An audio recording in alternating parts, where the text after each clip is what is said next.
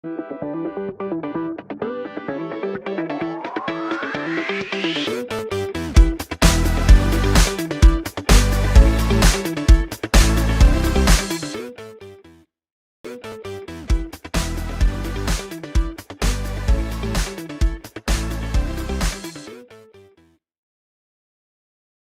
everyone, so today we are going to see about the radius of the orbit of the electron and velocity of the electron. First topic we will see about radius of the orbital of the electron.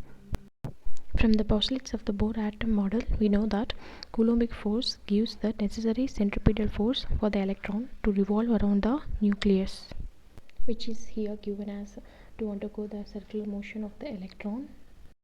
Now let us consider an atom for which the nucleus is at rest. We all know that nucleus is made up of proton and neutron, and proton is positively charged and neutron is electrically neutral. So therefore nucleus is only positively charged. Since Z is the atomic number which gives the number of proton, so we can take the charge of the nucleus as Z into E plus Z into E, and charge of the electron to be minus E. Since the electron is negatively charged, we are taking it as minus E. As we have seen at the starting of this video, we know that Coulombic force equals the centripetal force, or the Coulombic force gives the necessary centripetal force. So let us first try finding the Coulombic force.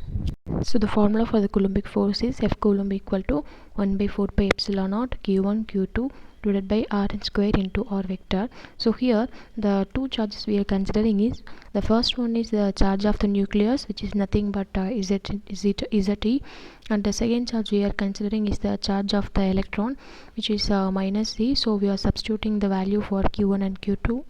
After substituting the value for Q1 and Q2 and simplifying, we get 1 by 4 pi epsilon naught ZE square divided by Rn square into R square with the minus sign. So we know that centripetal force can be given by mv square Vn square divided by Rn into R vector. So equating this equation 1 2, we get, because why we are equating, because we have seen that from Bohr's postulates the Coulombic force gives us the necessary centripetal force. So we are equating the Coulombic force and the centripetal force. Substituting the value for the Coulombic and centripetal force. Now for simplifying purpose, let me multiply in right hand side, multiply and divide by m. So multiplying and dividing by m, we get as Rn, we get as mvn square by Rn into m by m. In numerator I am going to simply multiply the m into m and make it as m square, and in denominator I am going to simply keep it as m. So and I'm going to rearrange this equation. I need to find the radius of the orbital, right? So I am going to keep the radius term Rn in left hand side, and going to take Rn square from left to right hand side, that is mvn Rn the whole power square. I'm going to make it in this form for simplification purpose. We know that by Bohr's assumption we have mvn Rn is equal to ln. Ln is nothing but angular momentum, which in turn is equal to nh cross.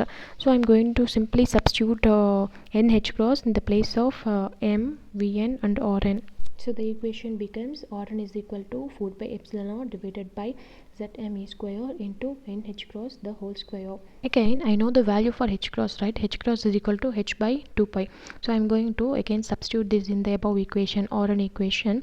So the equation becomes 4 pi epsilon naught n square into h cross square divided by Zme square into 2n power whole square. So here I am going to cancel out the 4 in numerator with 2 square in denominator, and pi in numerator with pi square, and remaining I will get 1 by pi. So the equation becomes epsilon naught n square h square in numerator, and in denominator Zme square into pi.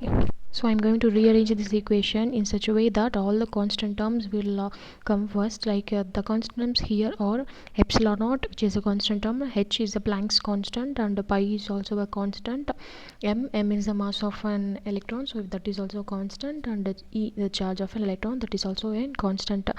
As a result, I arrive at this equation epsilon naught h square divided by me square pi into n square by z, and I am going to replace all these constant value with a single alphabet a naught. So a naught is equal to epsilon naught h square divided by m e square into pi, which value is derived as 0.529 Armstrong.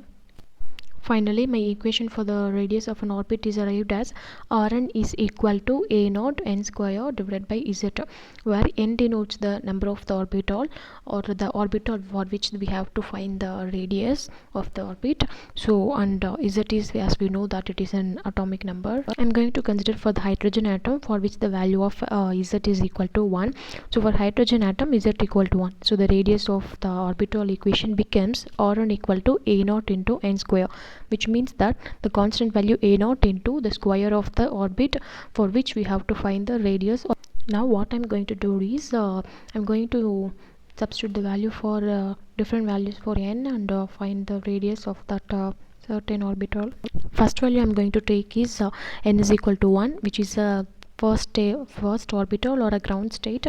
For n is equal to 1, the radius of the orbital becomes r1 is equal to a naught into n square here, which is 1 square.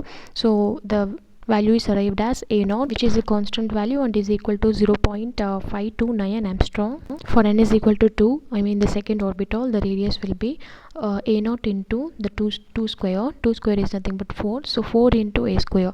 4 into 0.529, our value will be 2.116 Armstrong. And similarly, for I'm going to take it for n is equal to 3. Next value I'm going to take is n is equal to 3, third orbital.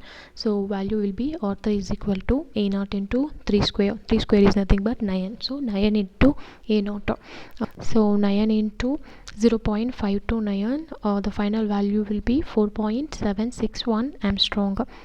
So this is the radius of the third orbital, and so on. So we can find the radius for any desirable orbital we need, and also for any atom we can also calculate this radius of the orbital.